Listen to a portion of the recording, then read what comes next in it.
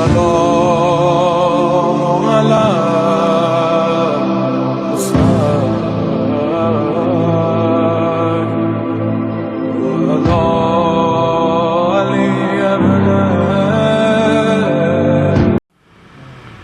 أعوذ بالله من الشيطان الرجيم. بسم الله الرحمن الرحيم. الحمد لله رب العالمين،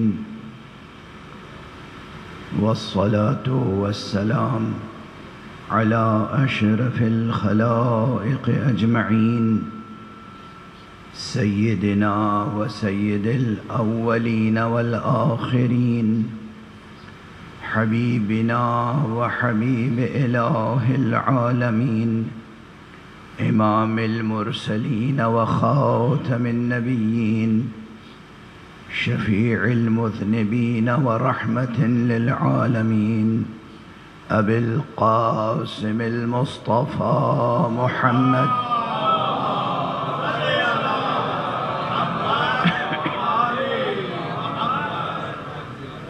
وعلى أهل بيته الطيبين الطاهرين الهداة المهديين المعصومين المظلومين، واللعنة الدائمة على أعداء الحق والدين. أما بعد، فقد قال الله تعالى عز اسمه في محكم كتابه ومتقن خطابه. بسم الله الرحمن الرحيم.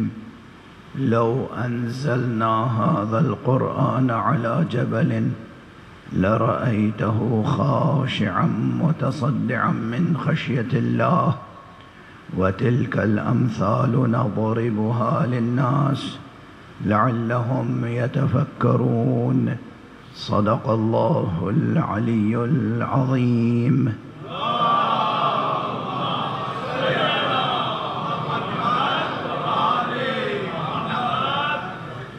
ایک اور بلندتر صلوات.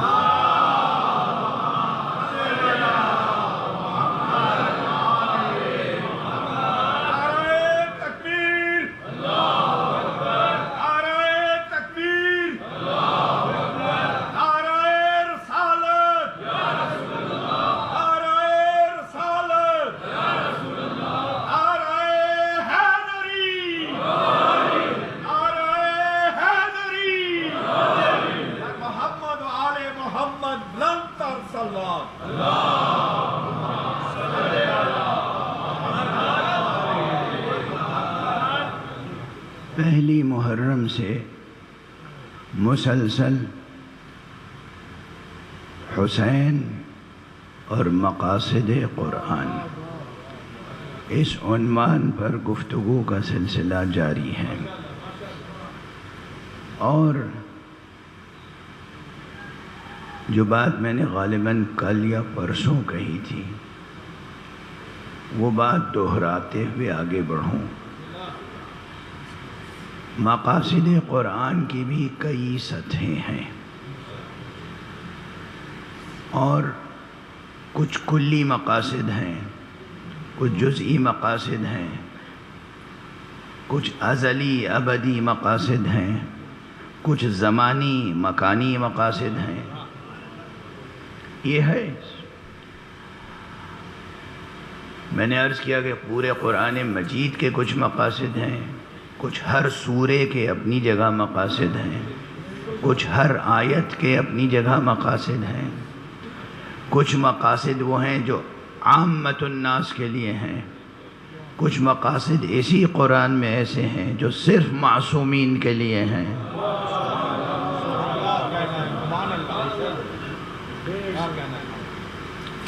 اور سب سے بڑا مقصد جو تمام عالم انسانی کے لیے ہے وہ یہ کہ اللہ سبحانہ و تعالی تک اگر پہنچنا ہے تو بس در مصطفیٰ سے وابستہ ہو جاؤ.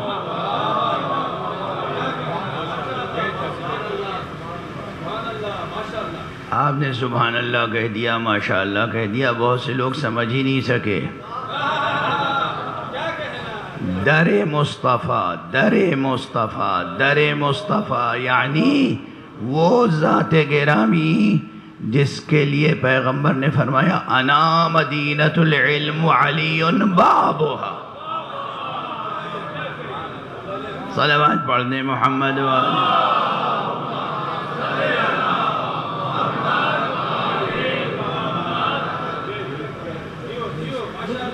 اور کیا در مصطفیٰ سے آپ کیا سمجھتے ہیں؟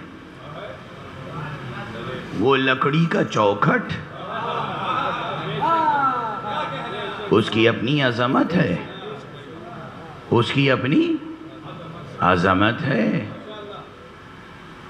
اسے بوسہ دینا بدعت نہیں ہے، عشق کی عبادت ہے۔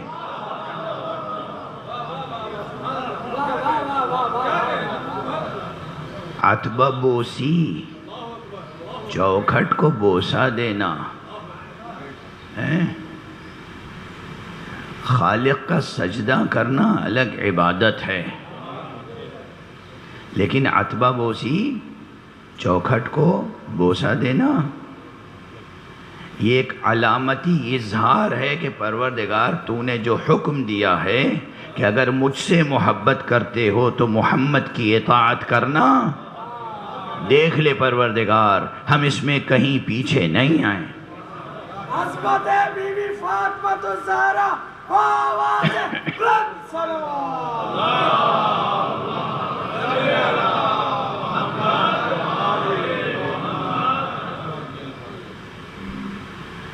کیسے ہوں گے وہ لوگ اور کیسی ہوگی ان کی بنائی ہوئی شریعت جو انسانی جذبات کے مظاہر کو نہیں سمجھتے،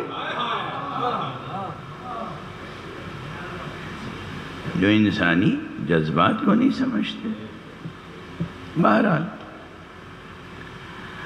گفتگو مقاصد قرآن کی کل اس منزل تک پہنچی تھی کہ سورہ مبارکہ حمد کے بعد سورہ بقرہ ہے، اور سورہ بقرہ کا یوں سورہ بقرہ میں بعض فقہا نے فرمایا ہے کہ اس ایک سورے میں 500 احکام ہیں۔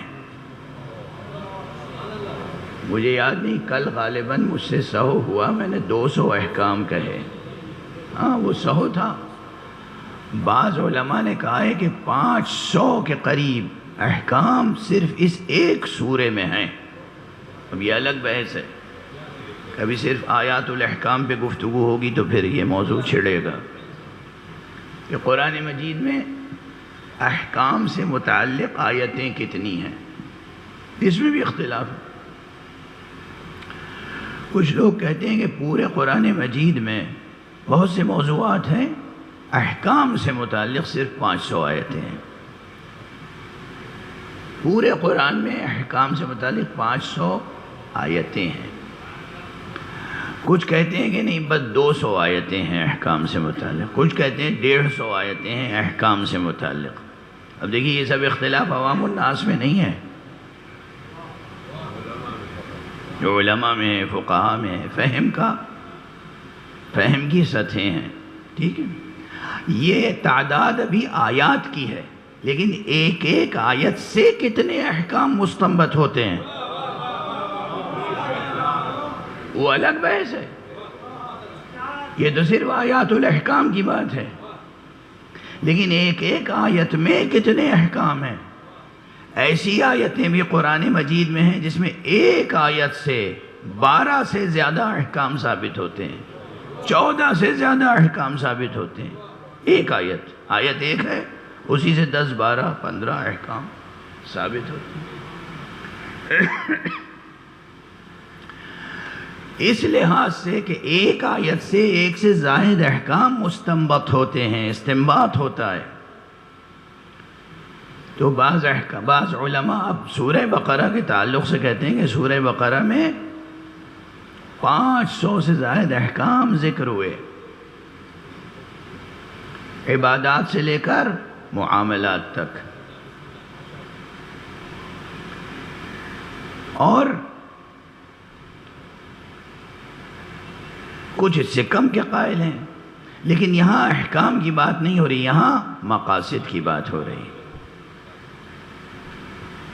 مقاصد کی بات براہ راست قرآن مجید کے مقاصد کو سمجھنے کی بات اس لیے اہم ہے۔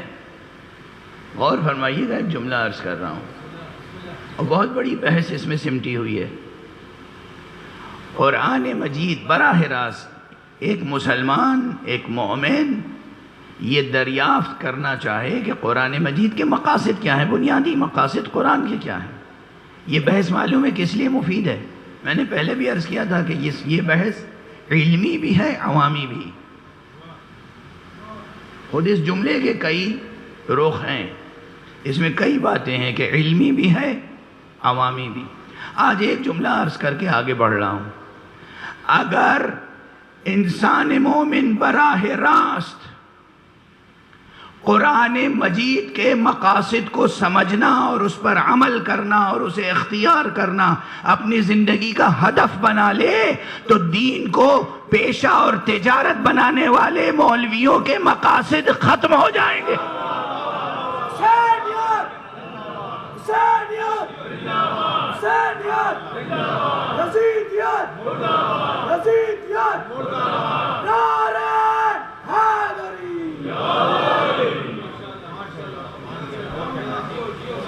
سمجھ میں آئی بات؟ آپ خوش ہو رہے ہیں، مجھے زندگی کی دعائیں دے رہے ہیں، اور وہ جن کے مقاصد ضائع ہو رہے ہیں وہ کیا کریں گے؟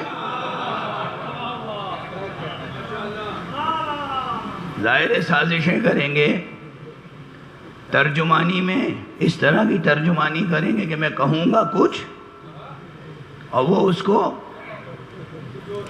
بیان کریں گے کچھ اور ہمارے ہاں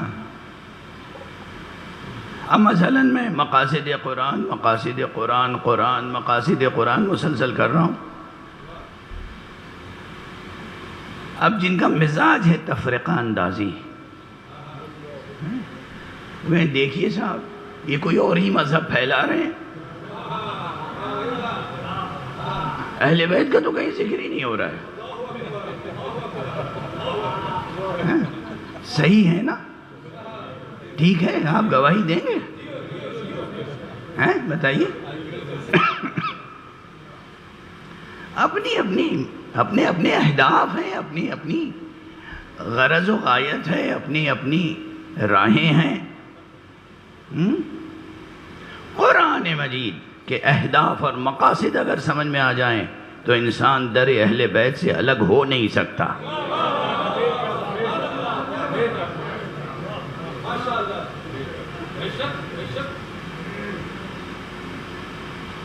ایک جملہ عرض کروں، یوں کل دین، مکمل شریعت، اصول سے لے کے فروع تک، کلیات سے لے کے جزئیات تک سمجھنے کے لیے عام انسان کے لیے قرآن مجید پیغمبر کو چھوڑ کر ہرگز کافی نہیں ہے۔ لیکن اس حقیقت کو ثابت کرنے کے لیے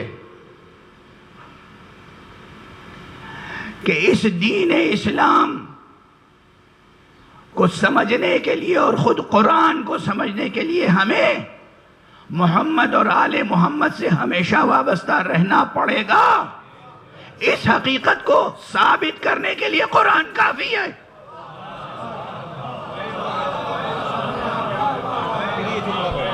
صلوات پڑھ دیجئے محمد والے۔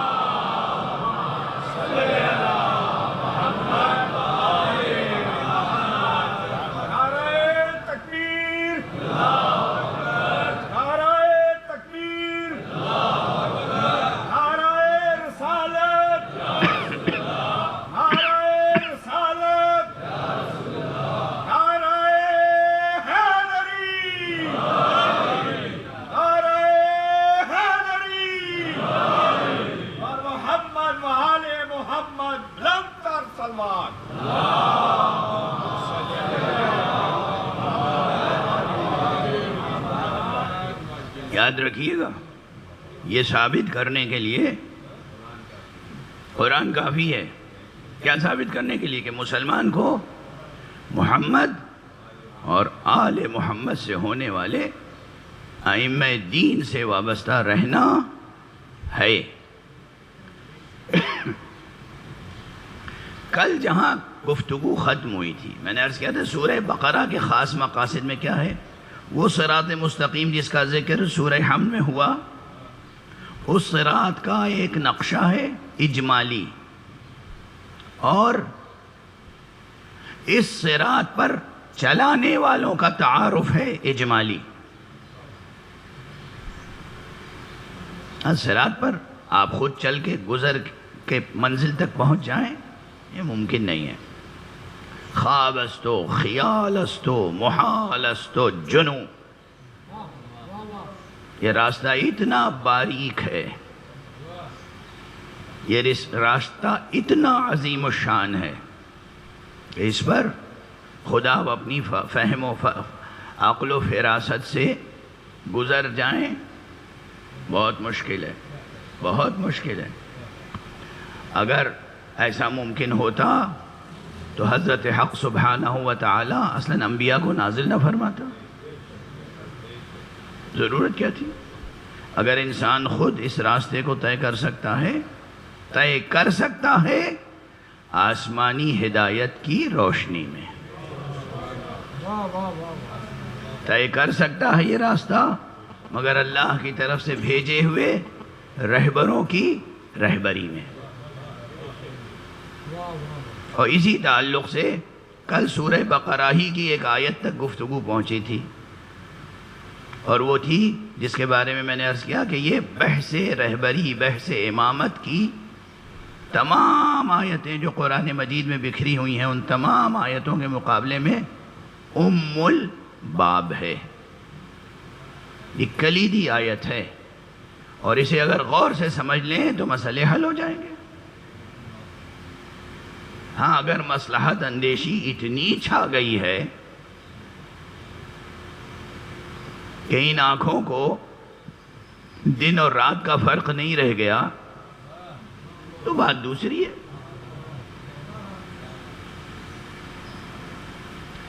ایسے کھلی ہوئی آنکھ رکھنے والے نابیناؤں سے میں گفتگو ابھی نہیں کروں گا۔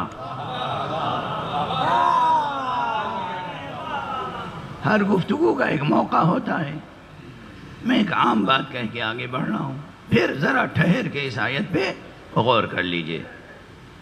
آیت کیا تھی؟ جناب ابراہیم علی نبینا وعلیہ الصلاۃ والسلام، علیہ وعلی نبینا الصلاۃ والسلام، ان کے تعلق سے تھی۔ اللہ سبحانہ و تعالی نے جناب ابراہیم کے تعلق سے فرمایا کہ وَإِذِ ابْتَلَىٰ إِبْرَاهِيمَ رَبُّهُ بِكَلِمَاتٍ فَأَتَمَّهُنَّ، یہ سورہ بقرہ کی آیت ہے۔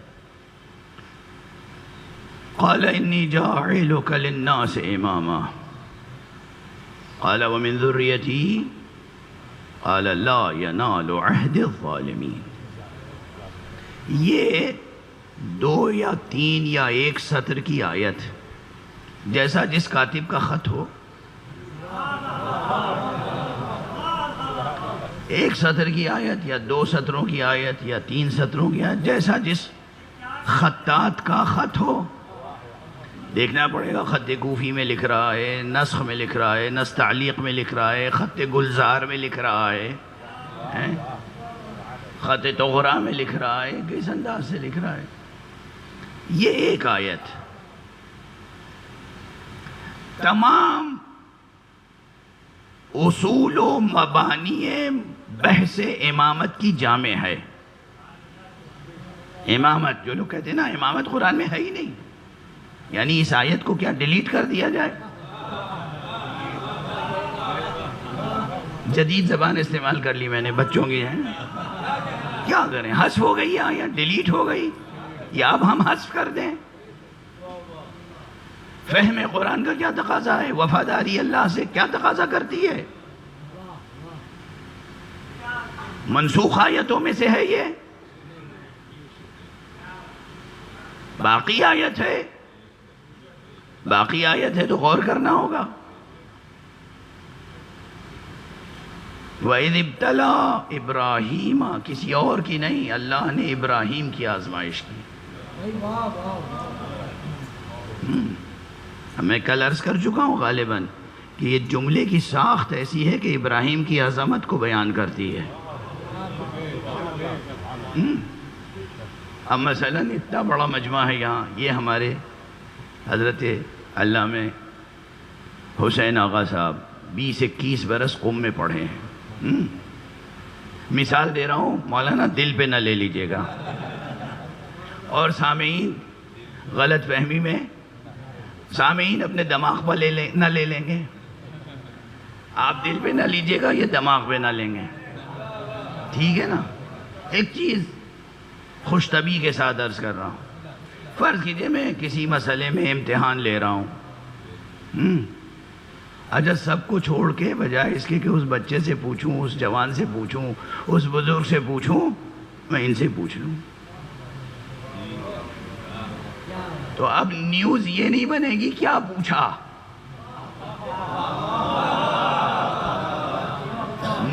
نیوز یہ بنے گا ارے آج ان سے پوچھ لیا. ٹھیک ہے نا؟ آج تو جناب ان سے پوچھ لیا. شخص اہم ہے، واضح ہے. تو جب شخص کو اہمیت دینی ہوتی ہے تو پھر جملے کی ساخت بدلتی ہے.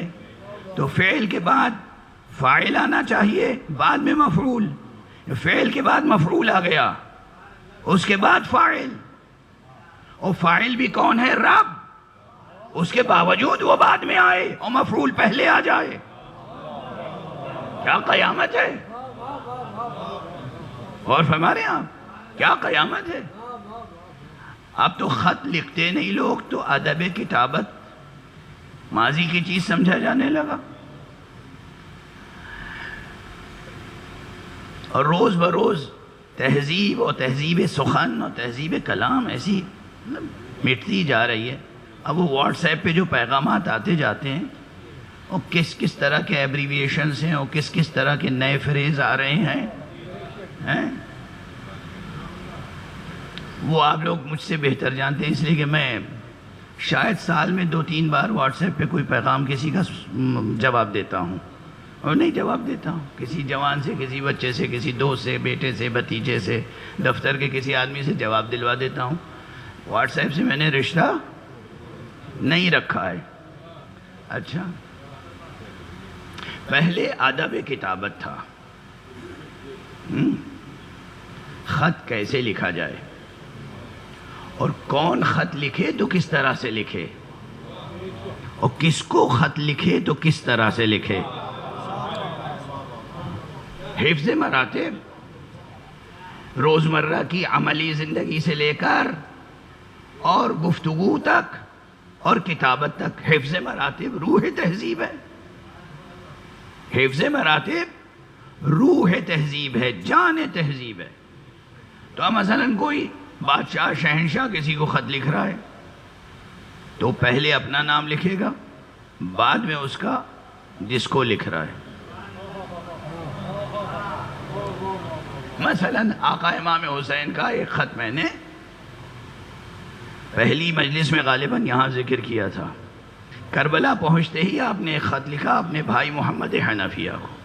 اب حفظ مراتب کا تقاضا کیا ہے؟ دیکھیے، ایک سطر کے خط میں بھی کیا کیا سیکھ سکتے ہیں. ایک سطر کا خط ہے. آقا امام حسین امام ہیں، بڑے بھائی ہیں، فرزند علی فرزند زہرا ہیں.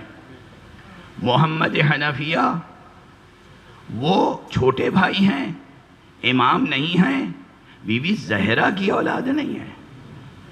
اب کتنے تفاوت ہیں. اب امام تمام تر شفقت کے باوجود جو خط لکھتے ہیں اس میں پہلے اپنا ذکر کرتے ہیں، من حسین ابن علی الی محمد ابن علی ومن قبلہ من بنی ہاشم. حسین ابن علی کی جانب سے خط ہے محمد ابن علی کی طرف. ان کو بھی عزت دی، محمد ابن الحنفیہ نہیں لکھا.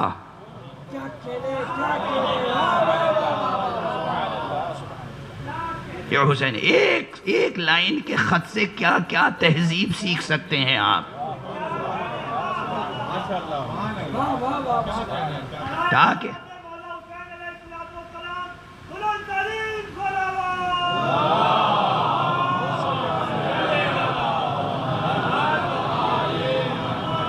سب مل کے ایک بلندر صلوات پڑھیں.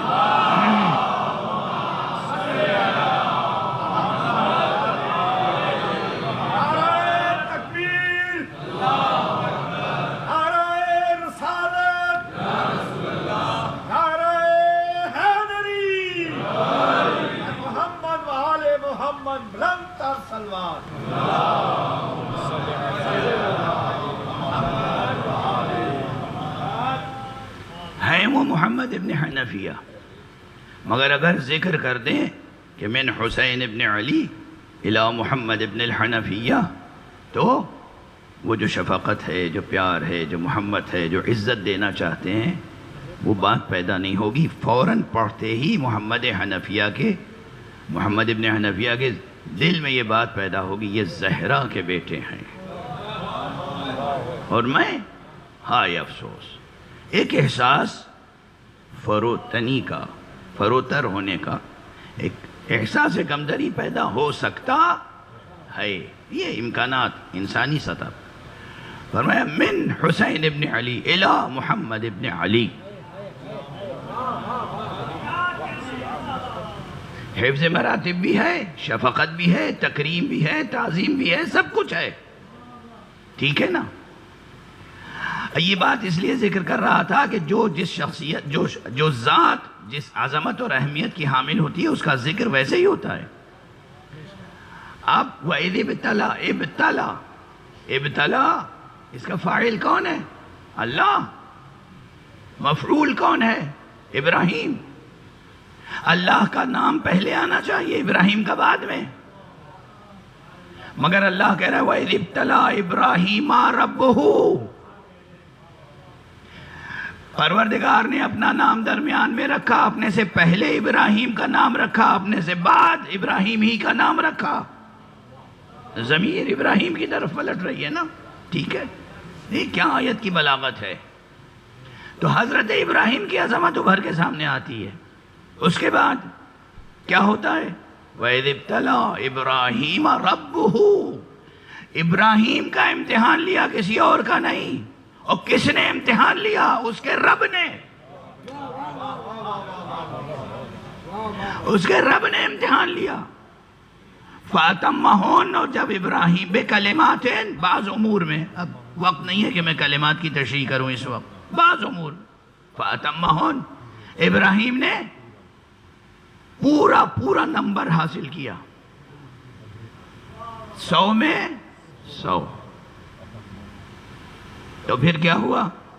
قَالَ إِنِّي جَاعِلُكَ لِلنَّاسِ إِمَامًا. ابراہیم، اب تم کو میں تمام انسانوں کے لیے امام بنا رہا ہوں.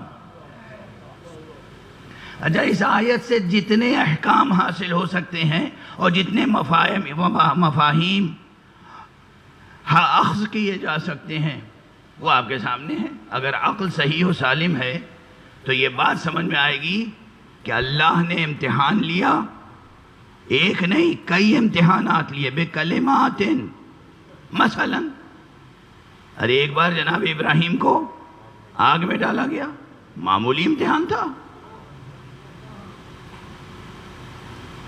ابراہیم کو ایک عرصے تک اولاد نصیب نہیں ہوئی، معمولی امتحان تھا. ایک عرصے کے بعد اولاد نصیب ہوئی تو کہا اولاد کو جا کے چھوڑ دو وہاں کہ جہاں نہ پانی کا انتظام ہے نہ کھانے کا، بیابان میں چھوڑ کے چلے آؤ. یہ چھوٹا امتحان ہے. اب جب اس امتحان سے باپ بیٹے گزر گئے تو پھر ایک اور امتحان کا، آپ جا کے بیٹے کو ذبح کر دو. کتنے امتحانات ہو رہے ہیں، واضح ہے کتنے امتحانات ہیں. ان تمام امتحانات کے بعد فرما رہا ہے کہ انی جاعلک للناس اماما، میں تمہیں تمام انسانوں کے لیے امام بنا رہا ہوں. اچھا ایک جملہ اور عرض کروں، امام بنایا یہ اعلان الہی ہے، قرآن میں ثابت ہے۔ امام بنایا کے معنی کیا ہیں؟ کسی ملک کا حاکم بنایا، کسی اسٹیٹ کا گورنر بنایا، بادشاہ وقت بنا دیا۔ جو لوگ امامت الہیہ کو سیاسی قیادت کے برابر سمجھتے ہیں اپنے ذہنوں کی اصلاح کر لیں۔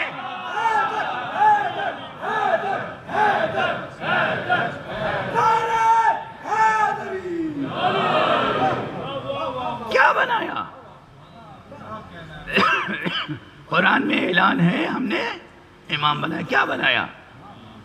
بادشاہ وقت بنا دیا ہے کہیں تاریخ میں؟ جناب سلیمان کی حکومت کا ذکر ہے، جناب داؤد کی حکومت کا ذکر ہے، جناب ابراہیم کی حکومت کا بھی ذکر ہے؟ نہیں ہے۔ تو دنیاوی حاکم اور بادشاہ سیاسی قائد تو نہیں بنایا نا؟ ٹھیک ہے نا؟ اچھا اگر میری اس تفسیر میں تعبیر میں کوئی غلطی ہے تو پھر آیت کو آخر تک پڑھ لیجئے۔ کوئی جمہوری منصب، کوئی جناب والا دنیاوی اور سیاسی منصب نہیں تھا، بلکہ جب جناب ابراہیم نے کہا وَمِن ذُرِّيَّتِي، جواب آیا لا يَنَالُ عَهْدِ الظَّالِمِينَ، میرا عہد ظالموں تک نہیں پہنچے گا، یعنی یہ امامت عہد الہی ہے۔ یہ قرآن ہی کہہ رہا ہے، مفسر نہیں کہہ رہا ہے۔ اتنی وضاحت کے بعد بھی یہ کہتے رہنا کہ امامت کوئی الہی منصب نہیں ہوتا، قرآن کو جھٹلانا ہے۔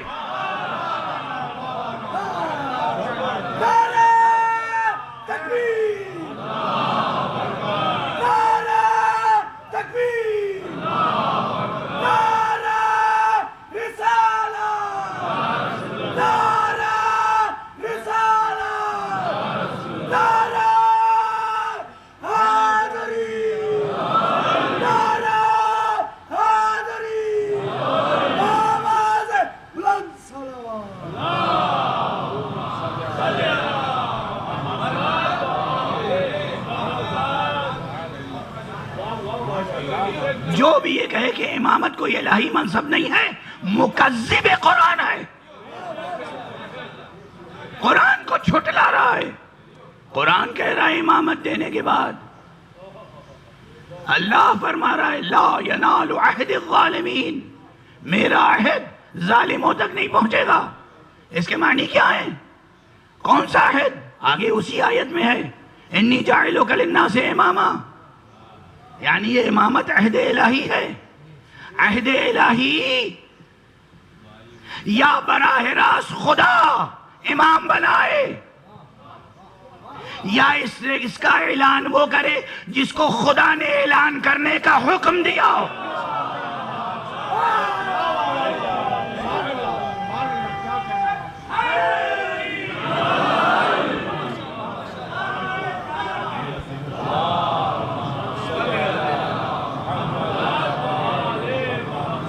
یا خدا خود فرمائے ابراہیم سے انی جاعلک للناس اماما، میں تمہیں تمام انسانوں کے لیے امام بنا رہا ہوں، یا خدا خاتم النبیین سے کہے یا ایھا الرسول بلغ، اے رسول اعلان کر دے کہ تیرے بعد علی سب کا مولا ہے۔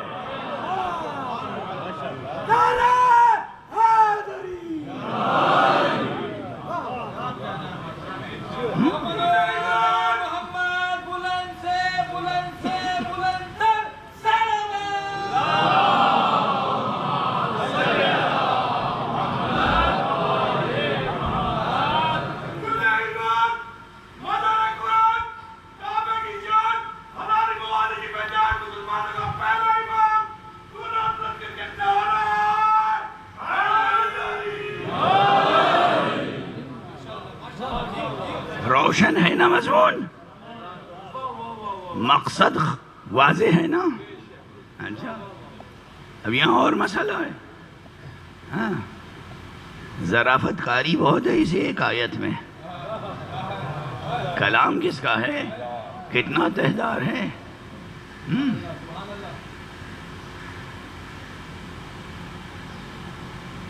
جب جناب ابراہیم نے فرمایا وَمِن ذُرِّيَّتِي، اور میری ذریت میں سے، صرف یہ نہیں کہا وَذُرِّيَّتِي.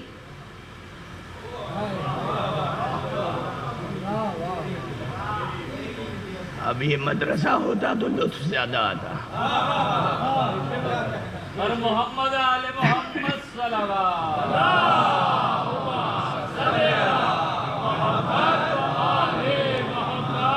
یہ دو حرفی کلمہ جو ہے من، اس کے آنے سے کیا بلاغت بڑھ گئی. یہ نہیں کہا وہ ذریتی، ہوا من ذریتی. اور میری نسل سے، جناب ابراہیم کو معلوم تھا میری نسل سے ہونے والے تمام افراد امام نہیں ہو سکتے، بلکہ نسل سے ہونے والے کچھ لوگ امام ہوں گے. ٹھیک ہے، وَمِن ذُرِّيَّتِي. اور جواب کیا آیا؟ جواب وہ آیا کہ قیامت تک کے لیے سب کی آنکھیں روشن ہو جائیں جو نور قرآن سے اپنے ذہن و ضمیر و نگاہ کو روشن رکھنا چاہیں. کہا ابراہیم تمہاری ذریت سے، تمہاری نسل سے امام ہوں گے، مگر میرا عہدہ، میرا عہد ظالموں تک نہیں پہنچے گا. لا ینال عہد الظالمین. سیاست وقت کسی کو خلیفہ بنا دے دوسری بات ہے، مگر اللہ کا عہد حسین تک پہنچے گا، ظالم تک نہیں پہنچ سکتا. اللہ کا عہد یزید تک نہیں، حسین تک پہنچے گا. اب سمجھ میں آئی بات؟ سمجھ میں آئی بات؟ شرعی قوانین کے تحت یزید شرعی خلیفہ تھا.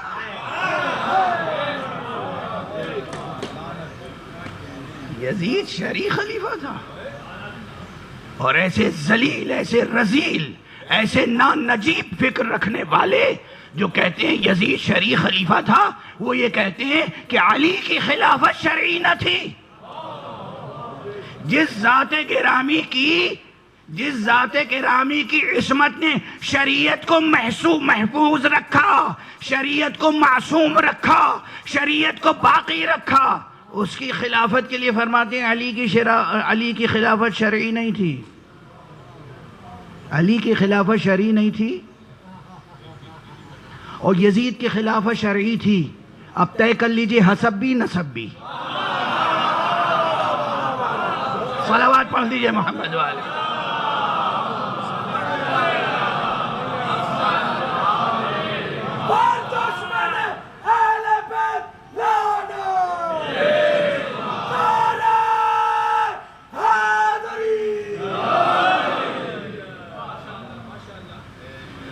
یہ ہیں وہ جو سینہ دانش کا ناسور ہے. بار بار کہہ رہا ہوں، کافی لوگ ماشاءاللہ بیچارے جوان، جاہل جوان، ان کو گمراہ کرنا کتنا آسان ہوتا ہے. جاہل جوانوں کو گمراہ کرنا کتنا آسان ہے. ہاں، جاہل جوانوں کو گمراہ کرنا کتنا آسان ہے، بہت آسان ہے.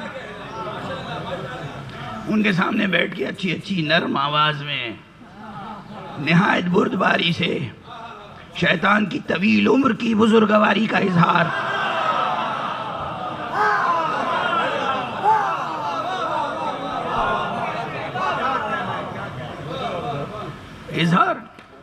ٹھیک ہے، نہایت بردباری سے.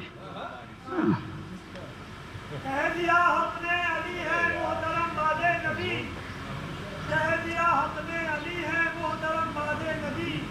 ذہن جاہل میں نظر یہ قول حق آتا نہیں. نعرہ خلوات.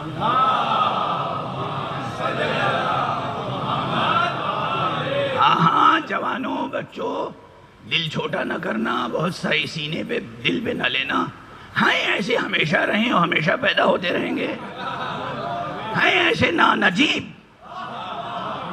ہیں ایسے نانجیب، بے حسب اور بد نسب وہ بھی ہو سکتا ہے جس کا نسب صحیح محفوظ ہو پھر بھی کسی اور سے خود کو منسوب کرے. صلوات پڑھ دیجئے محمد و آلہ.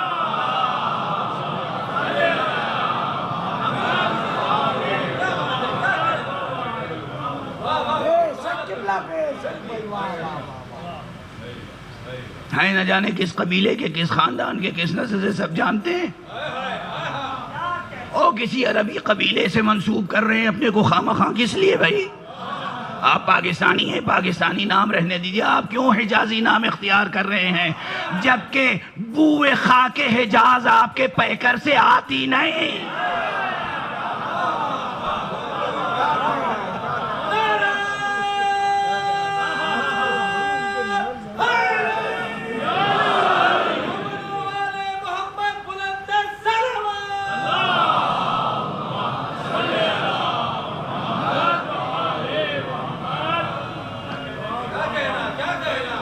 یزید کی خلافت شرعی تھی اور علی کی خلافت شرعی نہیں تھی. ٹھیک ہے نا؟ اب کوئی ایسا ہی لئیم ہوگا جو میرے اسی جملے کو یہیں سے کاٹ کے میری طرف منسوب کر دے گا تو وہ بھی اپنے حلال زادہ ہونے کا ثبوت دے گا. ٹھیک ہے نا؟ اور کیا کہوں؟ ایک صلوات پڑھ دیجئے محمد.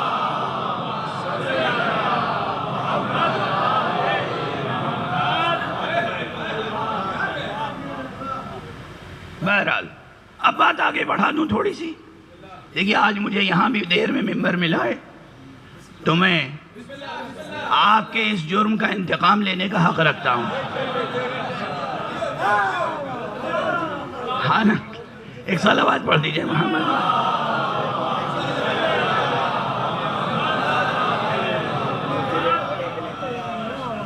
آج جرم ذرا بڑا لفظ معلوم ہو رہا ہے، اسے تھوڑا ہلکا کر دیں، ظلم کہہ دیں.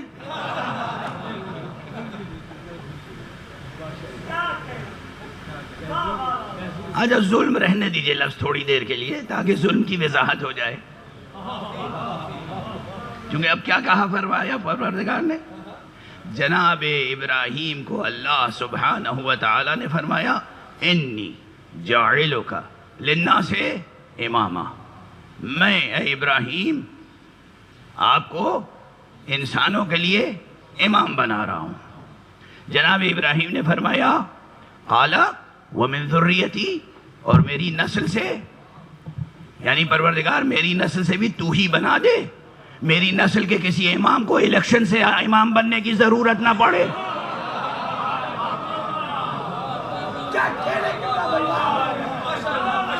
نہ الیکشن نہ سلیکشن. اسی لیے ہم اہل بیت مصطفیٰ آل ابراہیم اور آل محمد سے ہونے والے اماموں کو منصوص من اللہ سمجھتے ہیں. پوچھو کہاں سے منصوص ہیں؟ اسی آیت میں نص قائم ہو گئی. یہ آیت اجمالی بیان ہے. آپ کہیں گے اجمالی بیان کیا ہوتا ہے؟ کہاں اس میں لکھا ہے؟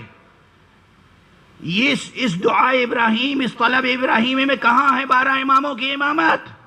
تو میں پھر وہی کہوں گا، اقیم الصلاۃ یا اقیم الصلاۃ میں کہاں لکھا ہے تکبیر سے شروع کرو سلام پہ ختم کرو؟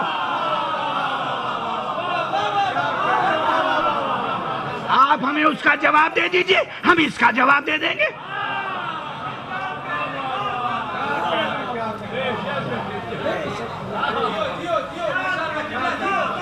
پورے قرآن مجید میں کہیں پوری نماز لکھی ہوئی نہیں ہے. اقیم الصلاۃ، اقیم الصلاۃ، اقیم الصلاۃ، اقیم الصلاۃ، یقیمون الصلاۃ، بس اس سے آگے کچھ نہیں ہے. پوری صلاۃ کی تفسیر کس نے بتائی؟ محمد نے صلی اللہ علیہ وآلہ وسلم.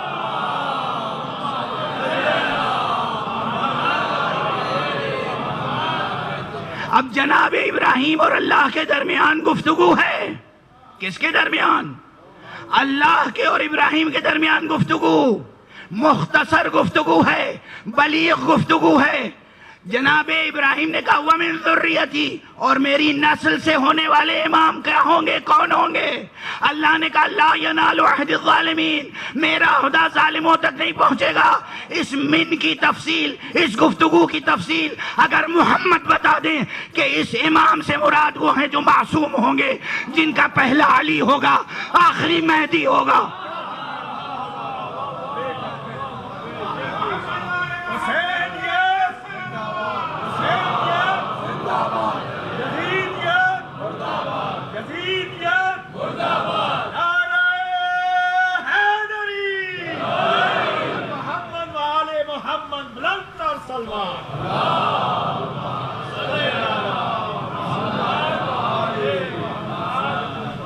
بالکل بالکل ویسے ہی، بالکل ویسے ہی جیسے نماز کی ترتیب اور ترکیب اور اذکار پیغمبر نے سکھائے،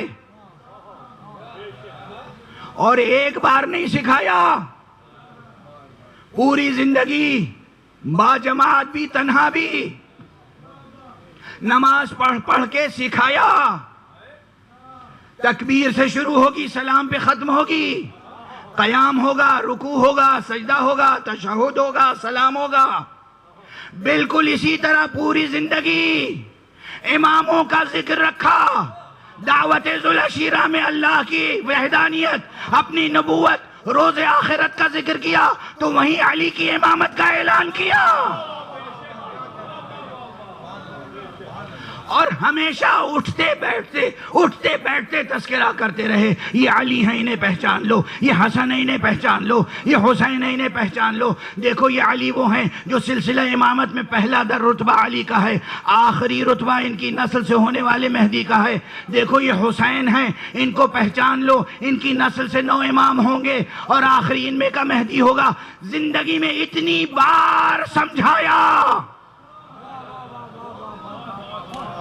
کہ مومن بھلا نہ سکے،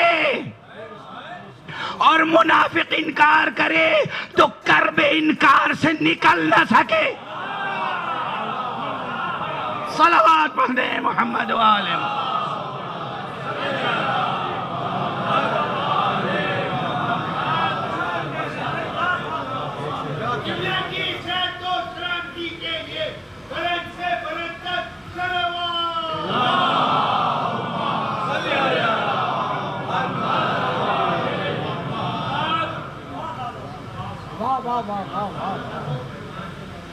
اچھا میں تھوڑی سی محسوس مثالیں دے دوں، اور یہ جو ملک کے سربراہان ہوتے ہیں ان کے پاس فرصت بہت کم ہوتی ہے، ہوتی ہی نہیں، اور عوام کے لیے تو ہوتی ہی نہیں، خواص کے لیے ہوتی ہے۔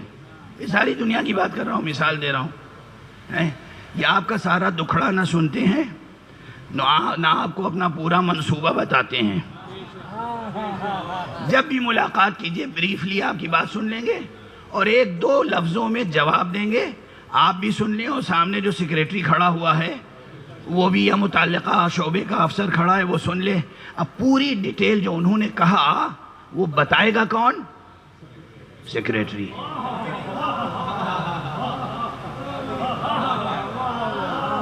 یہی ہوتا ہے۔ پروردگار سلامت رکھے ہمارے جناب جسٹس مقبول باقر صاحب، انہیں تو نہ جانے کتنے تجربے حاصل ہیں اور کن کن شعبوں میں انہوں نے ماشاءاللہ خدمتیں انجام دی ہیں۔ یہ عدلیہ سے جڑے رہے ہمیشہ،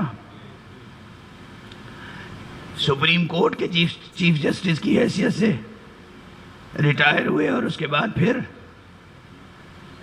توقع تو نہیں تھی لوگوں کی، مگر اس میدان میں بھی چلے گئے جہاں کبھی نہیں تھے۔ ایک متین، ایک دانشور، ایک بالکل صحیح سالم انسان جس کا دامن کسی بھی الزام سے پاک ہو اور جناب والا عدلیہ میں رہا ہو، وہاں سے ریٹائرمنٹ کے بعد ایک سیاسی عہدہ لے لیا، انہوں نے چیف منسٹر بن گئے۔ اچھا ہی کیا، میں کوئی تنقید نہیں کر رہا ہوں، لیکن بن گئے نا، وہ بھی ایک تجربہ حاصل ہوا۔ جب یہ عدلیہ میں تھے تب بھی، اور جب یہ سیاسی عہدے پہ تھے تب بھی چیف منسٹر تھے۔ جو بڑا ہوتا ہے اللہ اسے بڑے ہی عہدے دیتا ہے، چھوٹے موٹے عہدوں پہ انہوں نے کبھی کام نہیں کیا. اللہ ان کی بڑائیاں ہمیشہ قائم رکھے.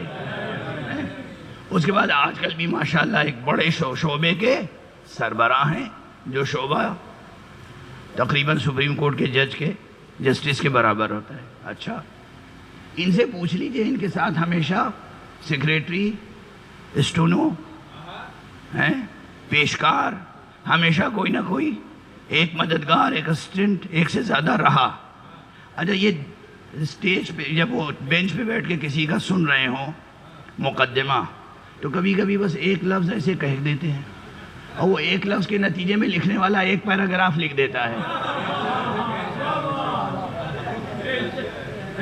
بعد میں یہ اسے دیکھ لیتے ہیں، کہتے ہیں اوکے، دستخط کر دیا اور فرمایا.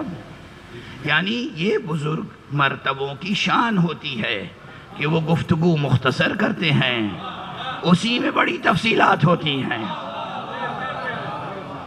اللہ نے کہا ہے ابراہیم علیہ السلام سے انی جاعلک للناس اماما، ہم نے آپ کو انسانوں کا امام بنایا. اس کے بعد جناب ابراہیم نے کہا ومن ذریتی، اور میری ذریت سے. خود یہ جملہ بھی پورا تھوڑی ہے.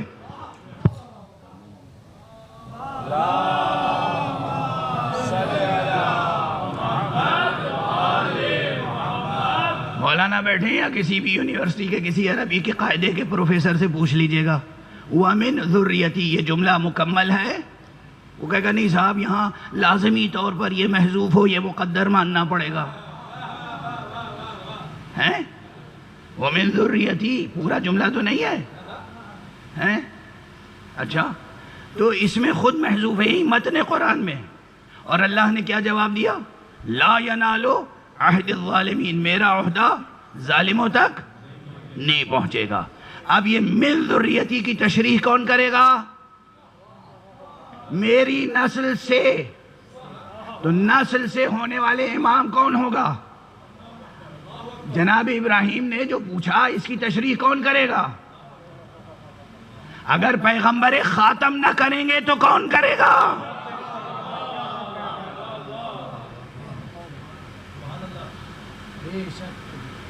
جن کے لیے اسی قرآن مجید میں ہے وَأَنزَلْنَا إِلَيْكَ الذِّكْرَ لِتُبَيِّنَ لِلنَّاسِ مَا نُزِّلَ إِلَيْهِمْ، اور ہم نے آپ پر ذکر نازل کیا ہے تاکہ آپ لوگوں کو بتا دیں کہ ان کے لیے کیا نازل ہوا ہے. یہ قرآن مجید ہی کی آیت ہے. وَأَنزَلْنَا إِلَيْكَ الذِّكْرَ لِتُبَيِّنَ لِلنَّاسِ مَا نُزِّلَ إِلَيْهِمْ، اے پیغمبر ہم نے آپ پر ذکر نازل کیا ہے، ذکر نازل کیا ہے، ذکر نازل کیا ہے. پورے قرآن کی طرف اشارہ ہے ذکر کا، مگر یہاں پر اشارہ ہے پورے قرآن کی طرف، مگر ذکر کہہ کر اشارہ کیوں ہے؟ تاکہ جزئی، فرعی، فقہی احکام اس میں شامل ہو یا نہ ہو، مگر تاریخ کا وہ روشن باب جو ذکر کہلا سکے وہ ضرور شامل رہے. ابھی میں وضاحت پوری کر نہیں سکا مگر اس سے زیادہ طاقت ساتھ نہیں دے رہی ہے کہ یہاں ذکر کا لفظ کیوں آیا. کہ ہم نے ذکر نازل کیا ہے آپ پر کس لیے؟ تاکہ لِتُبَيِّنَ لِلنَّاسِ، لوگوں کے لیے آپ واضح کر دیں کہ ان کے لیے کیا نازل ہوا ہے. تو اگر اللہ نے کہا، پیغمبر نے، جناب ابراہیم نے کہا وَمِن ذُرِّيَّتِي، تشریح کون کرے گا؟ پیغمبر. اللہ نے کہا لا ینال عہد الظالمین، میرا عہدہ ظالمین تک نہیں پہنچے گا. ظالم کسے کہتے ہیں؟ ممکن ہے کبھی کوئی شخص واقعاً کسی کو تلوار لے کر اپنے ہاتھوں سے قتل نہ کرے، واقعاً کسی کا مال چوری نہ کرے، غصب نہ کرے. یہ جو بڑے بڑے گناہ کہلاتے ہیں جن کے حدود قائم ہیں، ان میں سے کوئی نہ کرے، پھر بھی وہ ظالم ہو، ظالم کہلائے.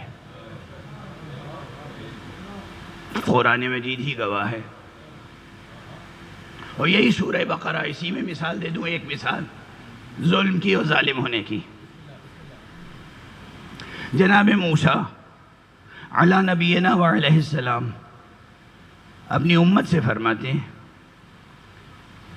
وَإِذْ قَالَ مُوسَىٰ، اور یاد کرو جب جناب موسیٰ نے یہ کہا تھا اپنی قوم سے، یا قوم انکم ظلمتم انفسکم باتخاذکم العجل، تم نے خود اپنے نفس پر ظلم کیا ہے، اپنے آپ پر ظلم کیا ہے، کیا کر کے؟ بچھڑے کو، گوسالے کو معبود بنا کر۔ ظلم کا لفظ آیا نا، انکم ظلمتم انفسکم، تم نے اپنے نفس پہ خود ظلم کیا ہے۔ دیکھا ظلم کا اطلاق کس پر ہوا؟ قتل کی طرف اشارہ نہیں ہے، نہب کی طرف اشارہ نہیں ہے، سرقت کی طرف اشارہ نہیں ہے، محاربت کی طرف اشارہ نہیں ہے، کسی اور قبیح عمل کی طرف اشارہ نہیں ہے۔ اللہ کو اور اللہ کے رسول کو چھوڑ کے گوسالہ پرستی شروع کر دی، یہ ظلم کیا تم نے۔ جناب لقمان اپنے بیٹے کو نصیحت کرتے ہیں سورہ لقمان میں، وہاں فرماتے ہیں ان الشرک لظلم عظیم، بیٹے یہ شرک جو ہے یہ عظیم ظلم ہے۔ تو ظلم کا اطلاق شرک پر ہوا، کفر پر ہوا، اور ظلم کا اطلاق اس سے بڑھ کر اور اس سے وسیع تر ہو کر بہت سے قبائح اور بہت سے جرائم پر ہوا۔ واضح ہوئی بات؟ یہ جو پروردگار نے فرمایا لا ینال عہد الظالمین، میرا عہد یعنی میرا عہد امامت، وہ امامت کا منصب جو میری طرف سے ہے، اے ابراہیم وہ کسی ظالم کو نہیں ملے گا۔ یعنی اگر کسی نے اپنی زندگی میں ایک آن کے لیے بھی شرک کیا ہو، کچھ بن سکتا ہے، امام نہیں بن سکتا۔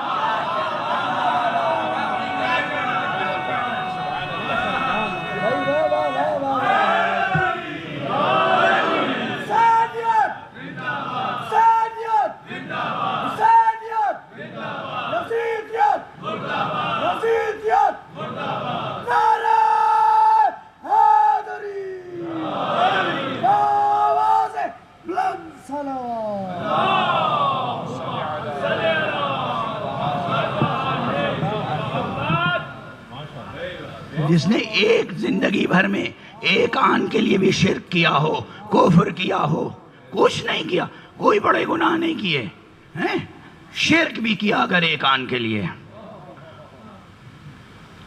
کفر کیا ایک آن کے لیے بھی، وہ کچھ بن سکتا ہے؟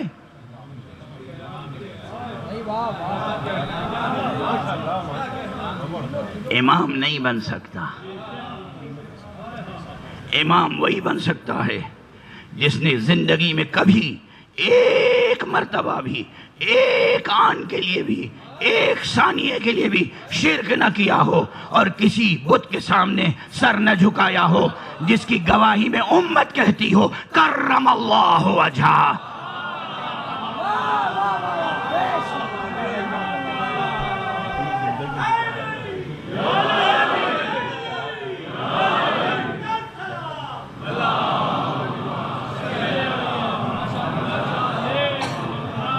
اللہ نے اس کے روح مبارک کو، اس کے مہر درخشاں کو، اس کے چہرے کو وہ کرامت و عظمت بخشی ہے کہ کبھی کسی بت کے سامنے اس نے سجدہ نہیں کیا۔ وہ ہے امام، اور بس وہی ہے امام۔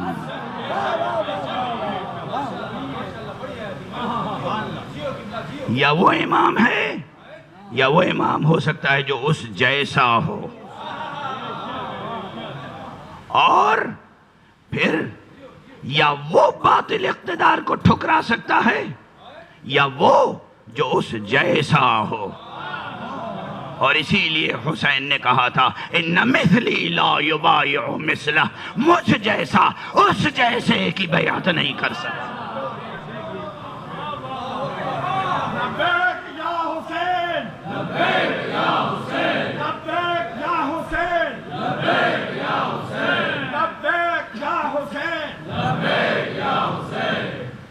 بس گفتگو تمام ہو گئی.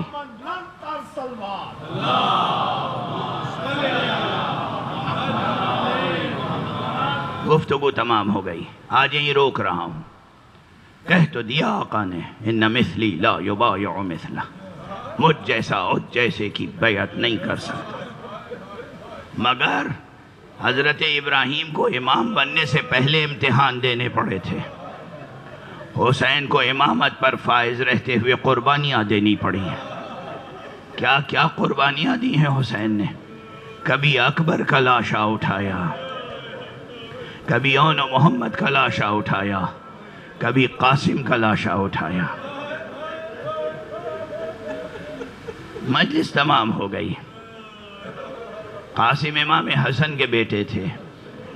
امام حسن نے شہادت کے وقت اپنے تمام بچوں کو سرپرستی کے لیے حسین کے سپرد کیا تھا. آقا حسین نے ان بچوں کو جینے کے لیے پالا تھا.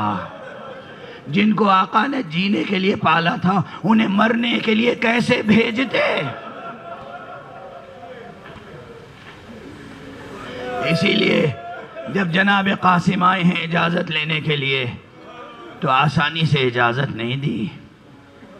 آسانی سے اجازت نہیں دی. کہتے ہیں سینے سے لگا کے اتنا گریہ کیا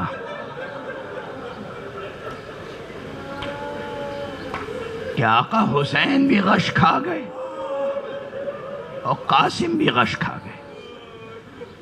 ہے یہ بعض کتابوں میں ہے، موجود ہے مقاطع. صدمہ.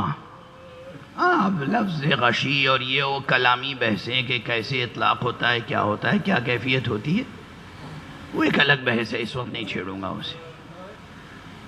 لیکن امام کو یہ صدمہ ہوا اور وقت گزر چکا. اب دیر تک مسائل پڑھنے کا بھی نہ وقت ہے نہ میرے اندر سکت ہے. لیکن آپ یہ فضائے مجلس ہے، یہ ایام محرم ہے. بس 2-3 فقرے عرض کروں گا. جب جناب قاسم آئے ہیں پہلی مرتبہ تو آپ نے فرمایا بیٹا قاسم جا کے اپنی مادر گرامی سے تو اجازت لے لو. کیا مائیں تھی کربلا کی، کیا مائیں تھی کربلا کی. بیٹے نے وہ کہا امو جان مادر گرامی نے تو مجھے بھیجا ہے آپ کی خدمت. یہ تلوار جو آپ دیکھ رہے ہیں یہ میری کمر میں ماں نے باندھی ہے.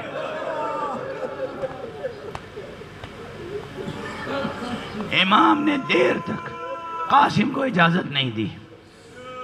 کہتے ہیں قاسم جا کے ایک گوشے میں غمزدہ بیٹھ گئے. پھر قاسم کو یاد آیا کہ بابا نے ایک تعویذ عنایت فرمایا. کہا تھا جب زندگی میں کوئی بہت بڑی مصیبت آئے تو اسے کھول کے پڑھ لینا، جو لکھا ہو اس پہ عمل کرنا. جناب قاسم نے کہا اس سے بڑھ کے مصیبت کون سی ہوگی، اس سے بڑی مصیبت کیا ہوگی. بابا کی دی ہوئی اس تحریر کو کھول کے پڑھا. مراد حاصل ہو گئی. لے کے خوشی خوشی امو کے پاس پہنچے. آقا حسین کو دکھایا. آقا حسین نے بھائی کی تحریر کو پہچانا، آنکھوں سے لگایا، بوسہ دیا اور پھر آنکھ سے آنسو جاری ہو گئے. پھر بھتیجے کو سینے سے لگایا، دیر تک پیار کیا اور کہتے ہیں ایک بار پھر غشی طاری ہو گئی. اس کے بعد جب ہوش میں آئے کہا بیٹا جاؤ خدا حافظ. قاسم کا سن و سال میدان کارزار کے لائق نہ تھا. کوئی زرہ ایسی نہیں تھی جو قاسم کے جسم پر پوری اترتی ہو. ہر شہید جانے والا زرہ پہن کے جاتا تھا. قاسم کے جسم مبارک پر صرف ایک معمولی سا کرتا تھا اور ایک نعلین جو نعلین پہنے ہوئے تھے اس میں ایک تسمہ ٹوٹا ہوا تھا. کیا معصومیت تھی، کیا بچپن تھا، کیا نوخیزی تھی. اور حسن کا عالم یہ تھا، دشمن کی گواہی ہے، دشمن کی. یہ جملہ دوستوں کا نہیں ہے، دشمن کا ہے. کہ پھر ہم نے دیکھا کہ خیمے سے حسین کے ایک ایسا نوجوان نکلا، ایسا بچہ معلوم ہوتا تھا کہ 14ویں شب کا چاند ہے، چاند کا ٹکڑا ہے۔ میں اس ممبر پہ نہ جانے کتنی بار یہ جملہ کہہ چکا ہوں، بس دل پہ ہاتھ رکھ کے یہ بتا دو، جسے دشمن کی نگاہ بھی اتنا حسین دیکھتی ہو کہ اسے چاند کا ٹکڑا کہتی ہو، ارے ماں کے لیے وہ بچہ کتنا عظیم ہے،